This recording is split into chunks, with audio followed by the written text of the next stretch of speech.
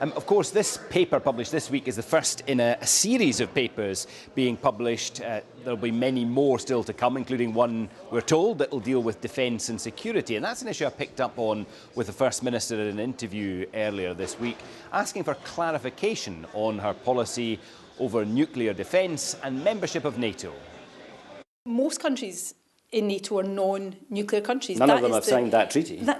But the norm in NATO, the norm in the world actually, the vast majority of countries across the world are non-nuclear. It is the exception, not the rule, for countries to possess nuclear weapons. But wouldn't your commitment to that treaty put in jeopardy I don't think so, no. membership of NATO? Why not? Because I don't believe that being a non-nuclear and believing in nuclear disarmament is a disqualification for being a member of NATO. But I'm talking about signing that treaty. Look, one of the papers we will publish over the course of the weeks and months to come will be on defence and security. We'll go into these issues in great detail, but the non-nuclear position of Scotland is not just well known and principled on the part of the SNP. I'm not trying to speak for everybody in Scotland on this issue, but on the part of the SNP it is well known. But being non-nuclear in the world is the norm, it is not the exception.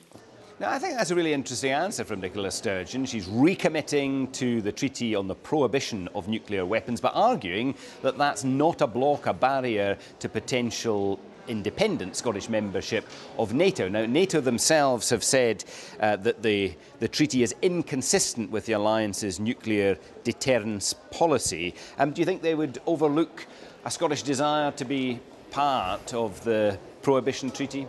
Well, I think there's two major issues here for Nicola Sturgeon. One, she's obviously strongly set out her anti-nuclear position, but NATO is a nuclear-tipped alliance. And Trident, which is based on the Clyde, is part of the NATO members, what they call a supreme guarantee of their security.